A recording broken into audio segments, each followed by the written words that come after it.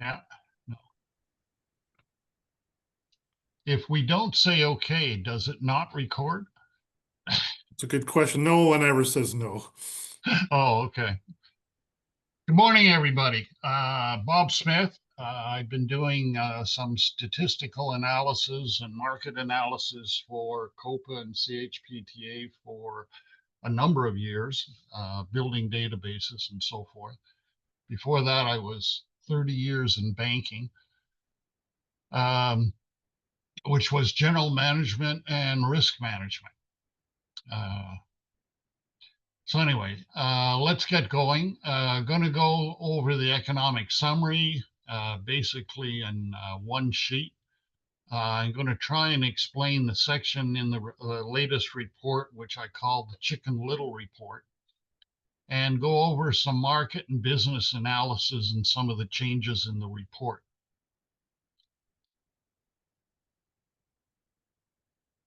As I said, I put into basically one screen um, for the economic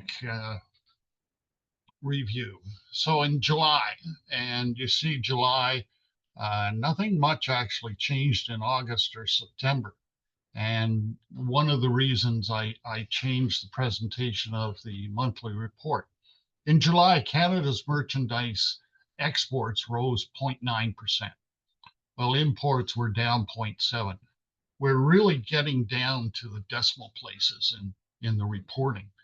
Exports to the US increased 5, but I think this is one of the more interesting. Transportation warehousing lost $23,000, which says it's down 2.1%, but effectively reversing July gains because there was a gain of $24,000, 24,000 jobs in June.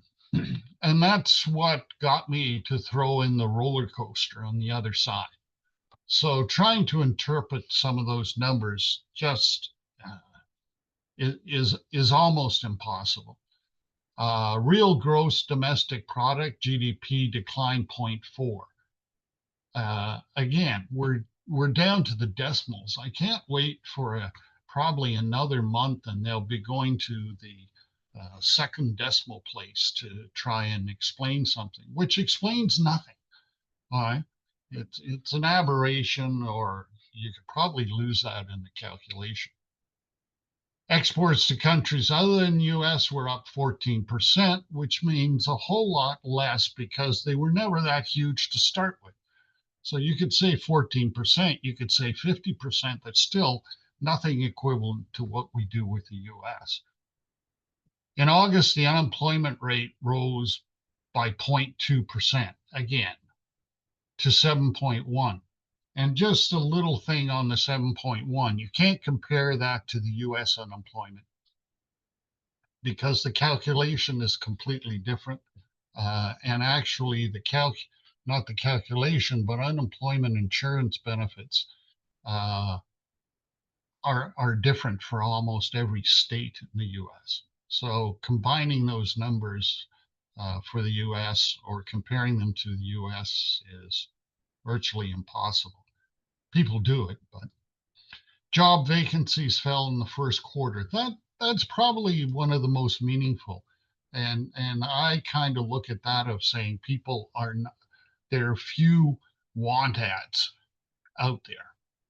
So that's kind of where I'm looking at. But as you see, everything is point this, point that, and so forth. Okay. Exports to countries other than the US, just if you haven't looked at them, uh, which I guess normal people don't. Uh, so one of our biggest export is gold to the UK, which kind of shocked me because that's probably the way it's been for 200 years. But anyway,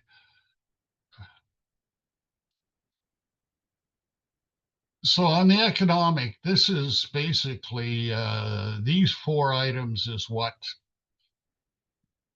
Statistic Canada's puts out as key pieces. Population didn't change. No. Consumer price index was at 1.7. It was up less than 1%. Uh, Unemployment rate 6.9. Monthly changed. It even in the first decimal place didn't change.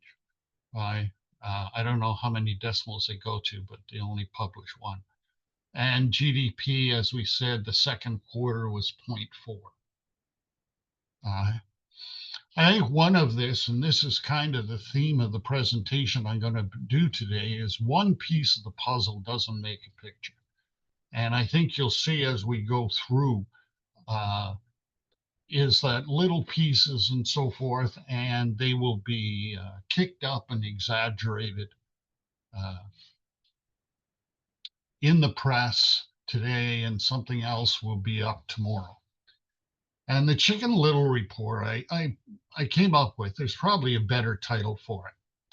But I looked at a headline that was in the Toronto Star, and they weren't the only one. But on the verge of recession, Trump's tariffs slam Canada. New GDP numbers show.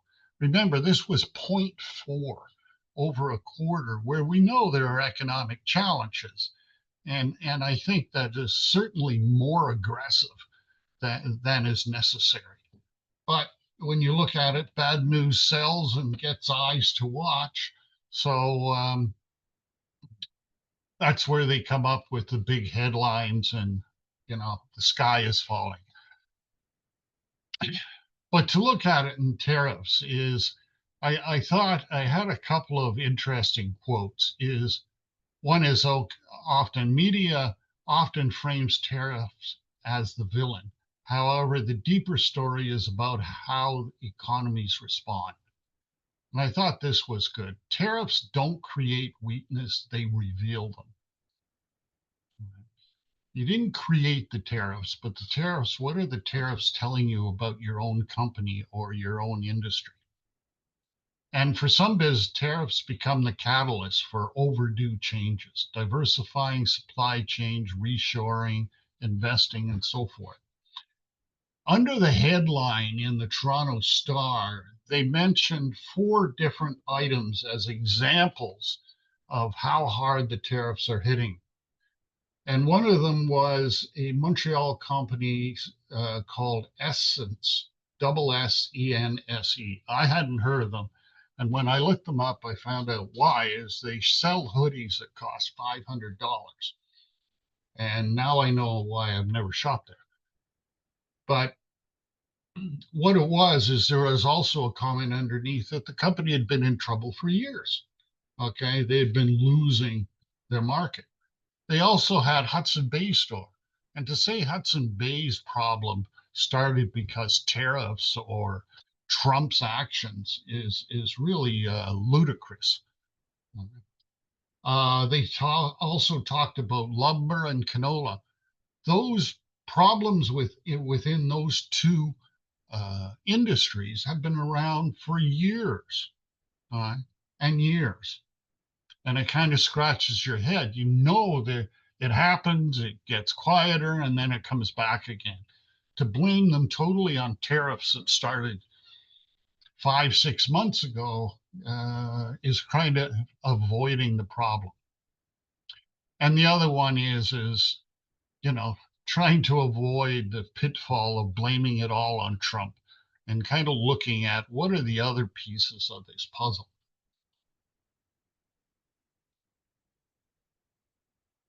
If you haven't noticed, and people have often said to me that I like numbers too much and I look at numbers and they tell me all sorts of things, which many other people just see numbers. But I've replaced the data tables in the monthly report. At the end of the report previously, and the end of a report were a number of tables, and they covered the last 12 months. So I've changed this around to update the format, to offer commentary, more visual charts that cover the same key indicators while emphasizing emerging trends, notable events, and year-over-year comparison. Because of space, and when I'm doing this, I have 5, 6 years of data in front of me, and I'm making comments and so forth. But it's almost impossible to publish my whole database that I have set up. So I've kind of focused in and reported on different trends or events. Now, if you still require access to these tables or some of the tables, please contact me, and that'll be at the end. And I can provide a way to get them directly from Stats Canada, or I'll set up and I can still add them to the report. So what I'm looking at is, again, carrying on with the theme. One piece of the puzzle doesn't make a picture. And often many of them, and you'll hear me repeat this, is it's a slow burn. Transportation is a good example of this. Price fluctuations stem from a complex web of factors, not a single input. Okay, costs being influenced by oil and diesel prices, labor rates, or a combination of the other. And in a number of meetings I've been sitting in, people, when they go in for go to advise price increase, their client comes back and asks for breakdowns in commodities and so forth and specifics as to what actually increased. And what is multi-factor cost pressures? It's not just raw materials, labor cost, energy, transportation, packaging, regulatory compliance all contribute. Even if one component spikes, the other costs are usually quietly rising too. And that comes back to the slow burn. So looking at the number, in the second half of the tables I produced were price indexes. And these numbers are based on the price index for general freight trucking, long distance, local, freight rail, couriers. So what I wanted to show is basically the bar chart doesn't show a lot other than very little change. Now that's the price index. If you think about what are the commodities or what are the items that may be fluctuating through there are of course many that can be in there. But if you look at an example, and I went back a number of years, in January 2021, a standard basket of long distance freight trucking services cost $100, which is how the pricing index is set up. By June 2025, that same basket rose to $117, an increase approximately 17% over 4.5 years. Local freight trucking saw a slightly steeper rise, reaching 119 over the same period. But in many of the meetings I have, nobody pointed to this as saying, this means that freight trucking prices, both long distance and local, outpaced general inflation over the same period, 4.5 years. While CPI rose by roughly 13%, freight costs jumped 17 to 19%, which makes you scratch the head. And as I said, I've never seen anyone point to and say, hey, you know, I have to increase my prices because I pay for the delivery of goods to your stores, etc. So I look at that. That is really part of the slow burn. Courier costs are up 41% over 6.5 years, and rail 26. But if you look only at the last year, you go, oh, pretty stable. Not so stable if you increase the number of years that you're looking at these numbers.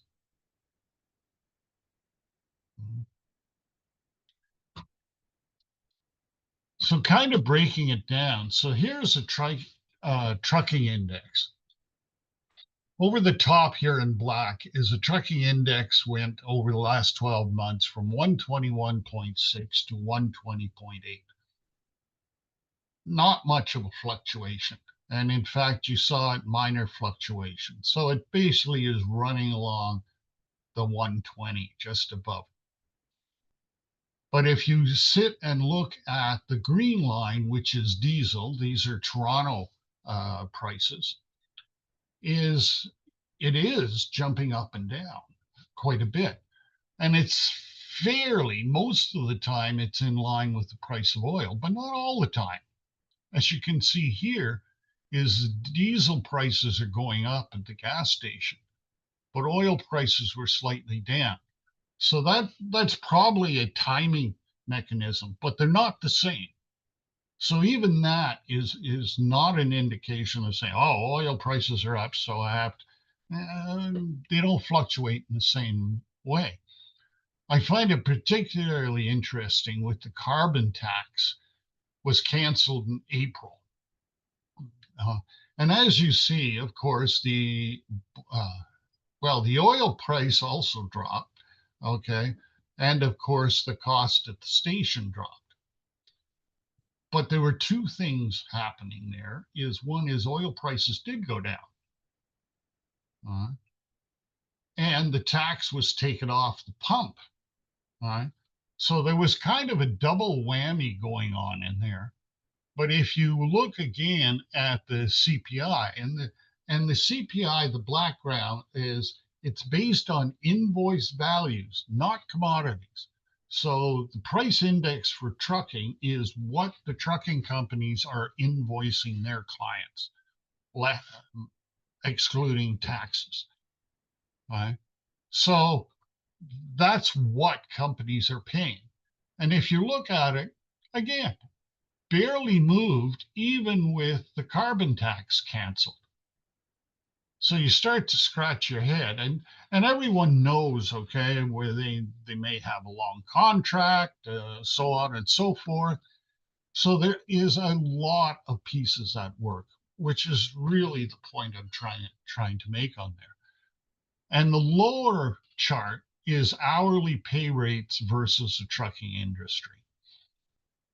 I was somewhat surprised is that these haven't moved as much, but you had the blue line there,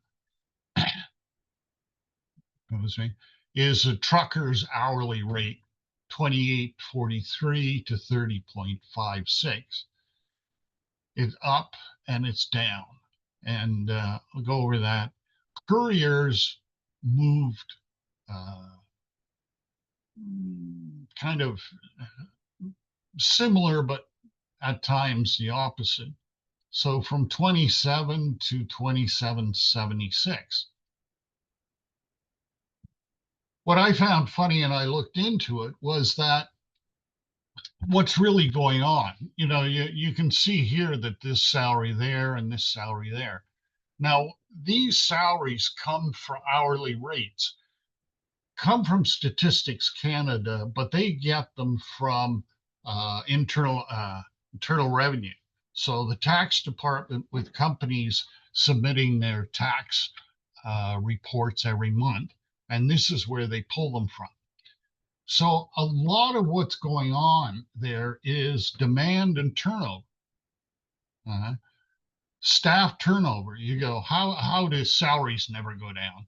Well, they do go down in the big picture.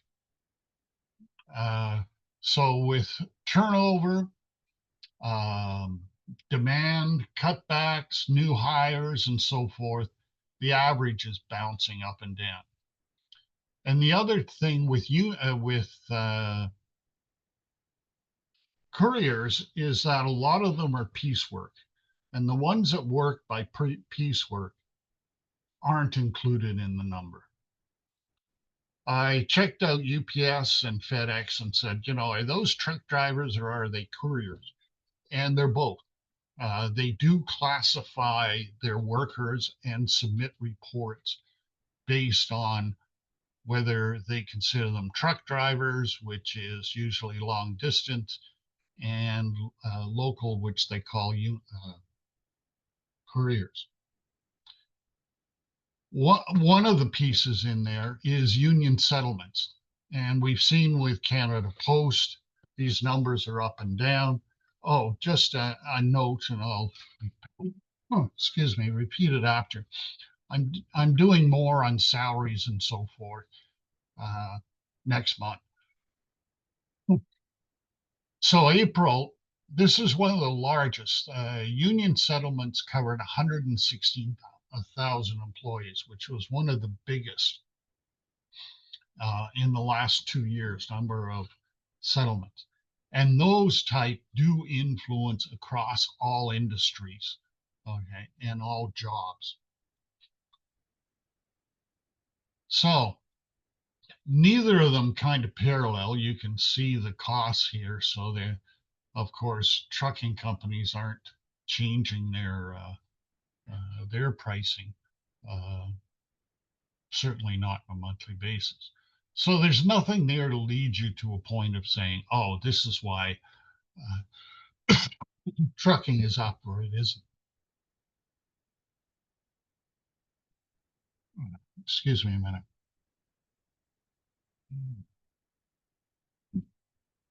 I think it here is the most important part. So when you're faced with explaining a price increase or defending current prices, I think you need to go on a very higher level, okay? Because relying on a single cost component like fuel or foreign exchange rates as a main driver of price changes can lead to oversimplified conclusion and also lead to trouble down the line.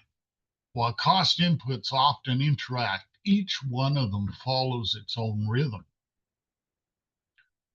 Some, such as fuel, can fluctuate dramatically in a matter of days, while others, like wages or capital equipment, adjust slowly over months or even years. Again, going back to the slow burn.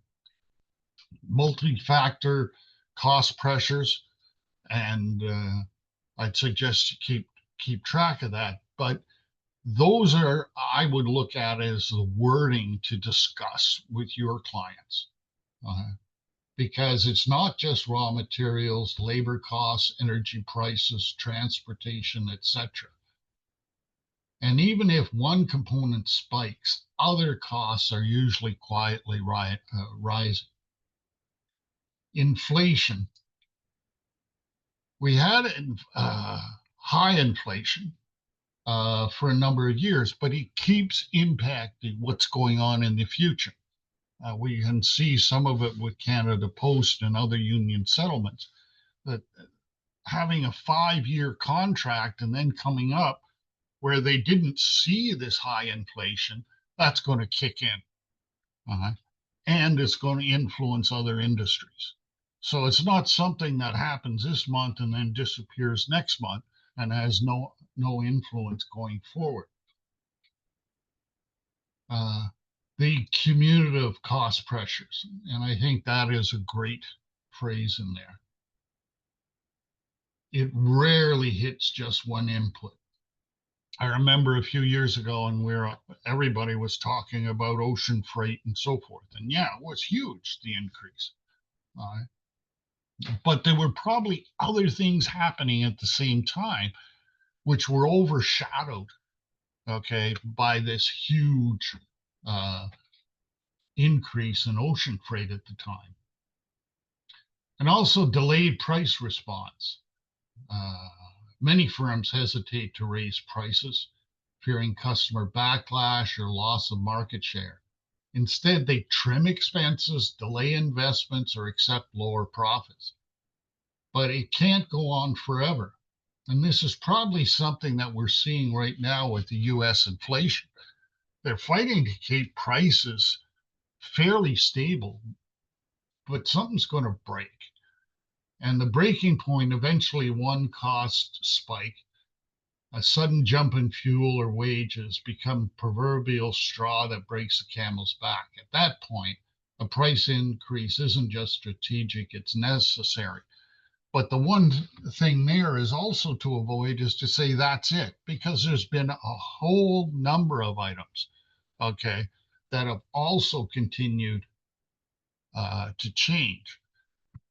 So either responding or having discussions on these points with your clients and even with your own suppliers is key to get those points right and get a common understanding that there are multi factors going on. The timing of all these things when they hit you, some are slow, some won't really impact for up to a year or more, and so forth. It's just as it says, oversimplified conclusion may set you up for questions at a later date. Also in the report, did a review on retail trade. And again, I put down is another headline is Canada's retail sector remains resilient despite rising trade tension. It was on CBC, CTV. They were basically copied and pasted from Statistics Canada's comment, which kind of makes you strange because I even said in the newspapers, Toronto Star included, had a very similar headline, except a couple of weeks later they said, we're heading for a recession. But to look at those numbers, the blue line here is the previous year. So you see, there isn't a lot of change, just minor. And if you add up in total over those 13 months and compare them to the previous 13 months, retail trade was up 22, $23 billion, which is about 2.6%. But if you compare that to CPI, CPI was hovering in total around 2%, and CPI food was at 3.3. And if you're looking at retail, food is the number one. I just put a note here, trying to keep up to date. June and July, not a lot of change in the retail numbers. They seem to be trucking along at a certain level. But I know a lot of people look at building materials and garden centers. And looking at the same comparison over the 13 months, is it would show that they're down 1% over those 13 months. But if you look at bits and pieces, it was really only 3 months where it missed the previous year's sales. And I'd look at this suggests the dip in value is likely driven by lower prices and promotions rather than reduced volumes. So it was down 1% over the 13, but remember, these are values. Statistics Canada, which is my primary source, only reports values. But I think this is supported by Home Depot. Despite missing their sales targets in the first 2 quarters of 2025, the company has reaffirmed its full year forecast. With access to more granular data, Home Depot's confidence implies that they believe the underlying demand remains stable. And the headline decline may be more about deflation than consumer retreat. Here's another twist to throw and say, what's deflation may be doing to your business or sales? Found another interesting one is general merchandisers remain the 4th largest retail category, trailing only grocery, auto dealers, and gas stations. Given a dominant player in this group, Walmart sells a substantial volume of food at steadily rising prices and has made significant investments in e-commerce. it's surprising to see the sales in this group trending flat or downward. So you would think that with food in there, and we know CPI is growing, is high in the food. If you carried food, you would think your sales numbers would be going up fairly substantially. Now on here, the way Statistic Canada puts together the numbers is that the e-commerce here is also included in general merchandise, which means the e-commerce sales by general merchandisers, okay, like Walmart, are included in this number. They pull them out to have retail e-commerce. All right. So this is retail e-commerce for all type of store types and so forth, including groceries.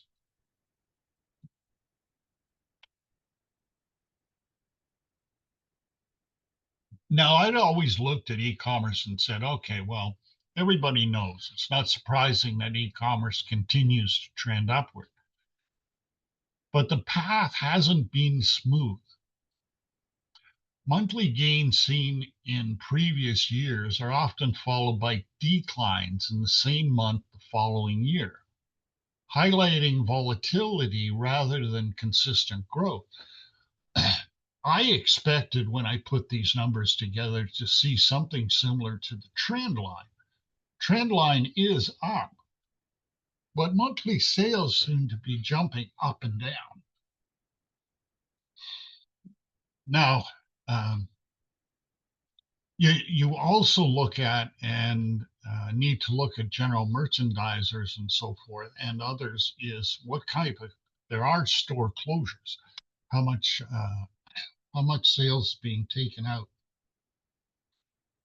And if you didn't look back, Hudson Bay, okay, the closing of Hudson Bay, I thought was an interesting point, is in 2018, Hudson Bay's revenues were 9.4 billion.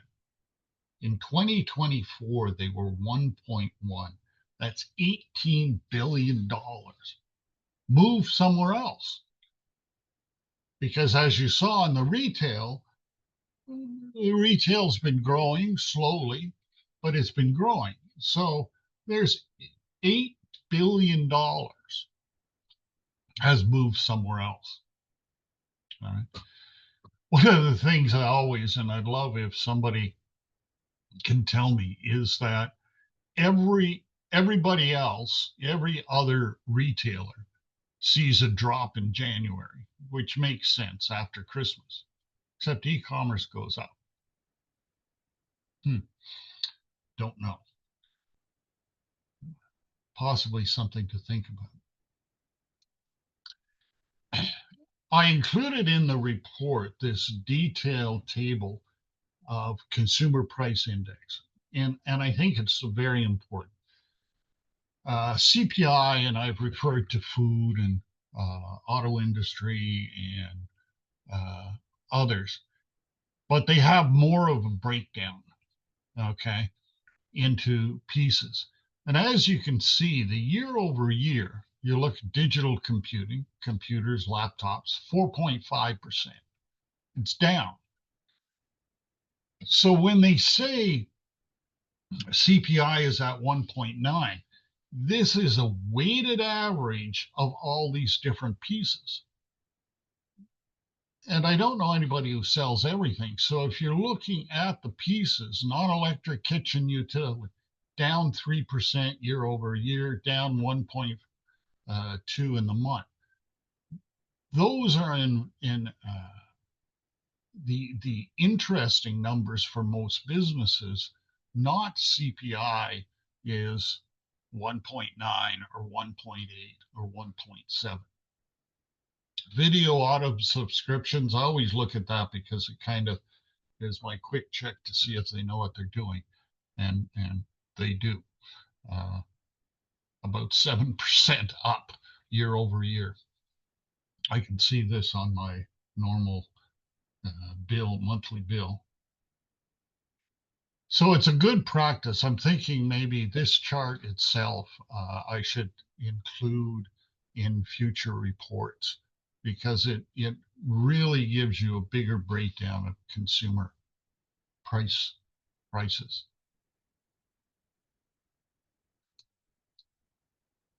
All right. I guess the key points of what I wanted to cover was that it's rarely a single component, okay, like fuel or exchange rates. Uh, that is the main or only driver of price changes. And referring to one may mislead your suppliers and your clients into thinking that if that changes, then they should expect a price decrease. So it's all of these bits and pieces. And I suggest if you can refrain from pointing at one item, but keep it general. There's certainly pieces there that will force you to go to a price increase, but don't overemphasize it. And retail trade, what I meant is Canada's retail sector, it's stable. It's not doing great, but it's stable. Different products are impacted by prices, some by volume. It also suggests that dip in total sales is likely driven by lower prices and promotions rather than reduced volume. I don't have access to the volumes. I don't know who does because many of the retailers, particularly Amazon, don't share their information. And even if they do share their information by law with Statistic Canada's, that does not include the third parties which they service and is a huge part of what the total sales coming out of Amazon. So I'd be very careful if somebody said they knew what the volumes were.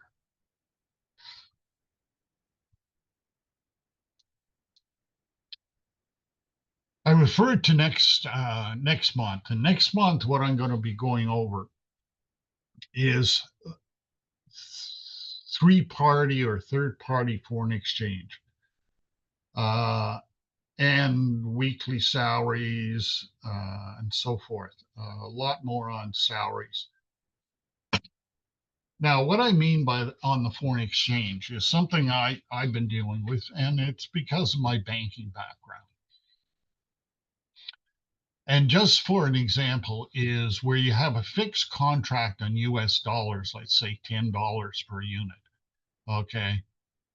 The exchange rate, okay, what that did with the exchange rate is if you were buying from Brazil, the Brazil seller would actually be receiving close to 61 real. And it would cost you in Canadian $14. By August, the real would drop to, he'd be receiving 54 and it would be costing 13.78. What I did a lot, particularly when I was working in Asia, is to be very careful in dealing with certain companies where they may be forced by their exchange rate, which is US dollar, let's say this is in Asia, but real could put them out of business. Right? So I'll be going through a number of those. If anybody is dealing with Argentina, they've had a deflation about or inflation. Their exchange rate is down about 50%. So if you're an exporter, you're doing great. You're getting double what in local currency than what you did before. Okay. So one of the things when people, and a lot of people, there's been a lot of talk about trying to do something different with the US dollar, of not having it fixed. And I'll go over some of those options in next month's report. Weekly salaries and hourly rates. I'll be going through next month on something similar to what I did with using CPI. Again, the high level, okay, looks reasonable, but when you drop it down to individual categories, it's hard to rationalize. Okay, many have not kept up with CPI, or a number. Others, very few I found, and I'm not quite finished the analysis for that. Very few of them actually exceeded CPI, which is, I guess, understandable. But anyway, that's what I'll be moving through, CPI. And you have to look at year over year. If you worked in interest rates and so forth, there's certainly a compounding effect. So if they're reacting 2 years later to something, then there's a compounding effect or a compounding effect that haven't taken place, because CPI is compounding. They continue to look at it year over year.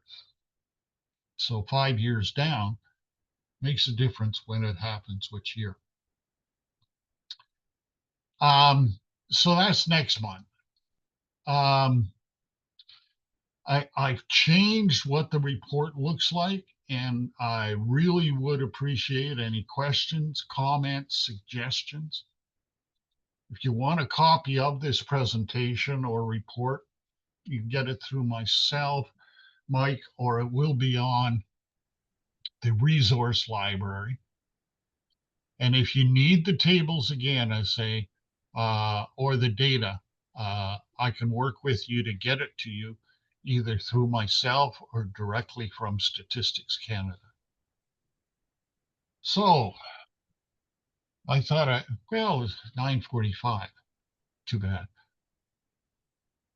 Questions, comments, I'd appreciate them.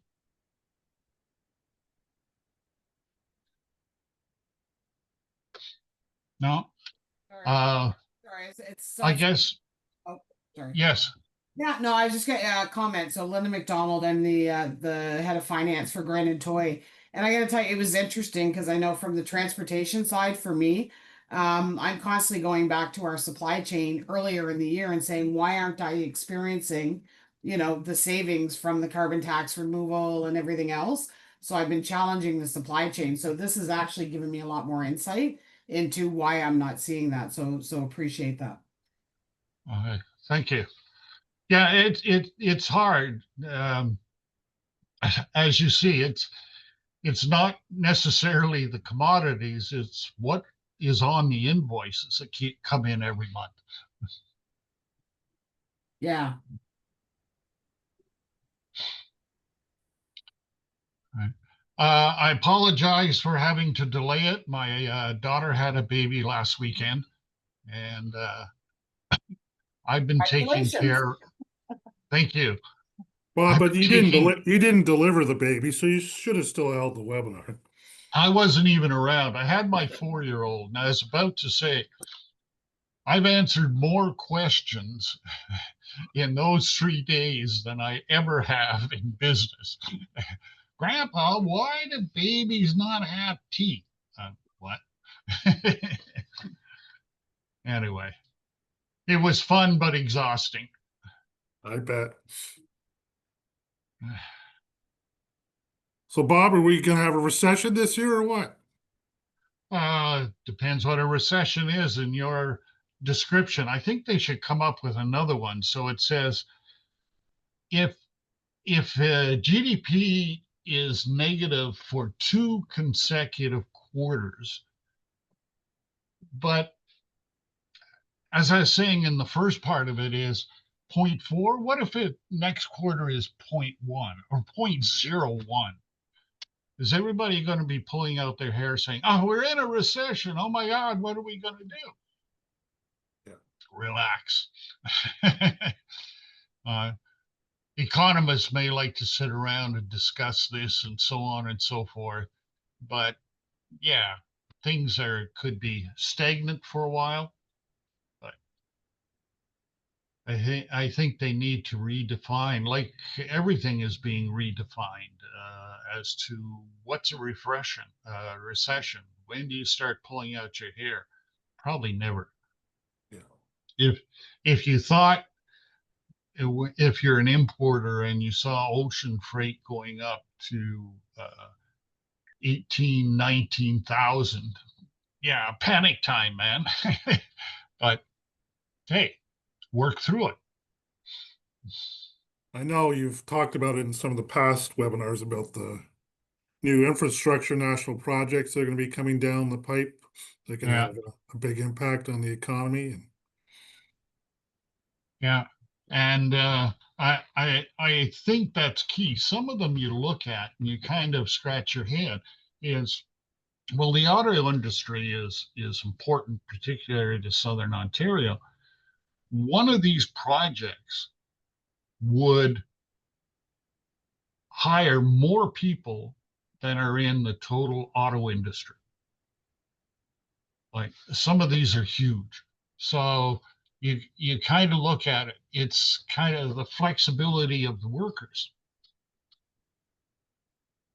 My brother-in-law has been working out in BC on the LNG for about 3 years now. He works 2 weeks on and 2 weeks off. It's making a pile of money, I'll tell you. But he's away from home 2 weeks every month. And that's probably the unemployment, where you see in the unemployment, there's 500,000 open jobs. And that's people that either aren't qualified, won't move to where the job is, or vice versa. And those. So a lot of stuff, it takes time. It takes time to adjust, get the workforce in the right place, doing the right things, the industry focused in the right direction. It takes time. I'm wondering down the road as well, Bob, that we can do a real sort of in-depth focus on sort of the three industries that our associations are covering. So hardware, home improvement, and then sort of housewares, and then also the office products side, and whether you could kind of do a real in-depth analysis of what's happening in those industries. Is that something we could look at doing? Yeah, I'm looking at October, November. What I'm kind of looking at is a lot of it is, of course, wholesale. So in particularly the hardware and many of the pieces of the hardware, looking at construction, and the construction industry, which is probably more than 50%. And when they look at like B2B, according with Statistics Canada, B2B is not included in the retail numbers. So if you sell product to banks, big institutions, other businesses, they are not in the retail numbers that Statistic Canada reports. And I went back and forth with them a few years ago, kind of scratching my head. So the B2B business, or the commercial business, which is referred to, is not considered retail by Statistics Canada. Those numbers are in wholesale. So we need to try and take apart those bits and pieces to really see what those type of sales and what's happening to them. But that'll probably be into November, which hopefully what's going on in the market will shake out a bit. But very key. Absolutely. All right, any other questions?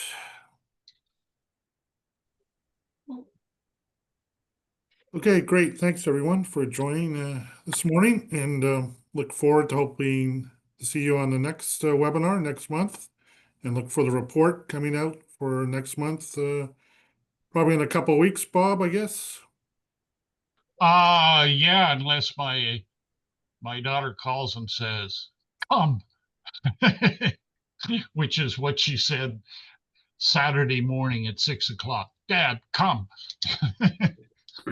I think we're trying to have some consistency in when we hold the webinar. So at this point, we're kind of looking at the last Friday morning in each month, give or take. Sometimes we have other things happening, but that's sort of the time frame that we're looking at for these webinars going forward. So anyways, thanks again, and everyone have a great day and great weekend, and go Blue Jays.